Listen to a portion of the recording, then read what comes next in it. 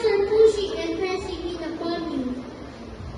But Jesus said, I have felt that someone had touched me, and I have felt the power has come out of me.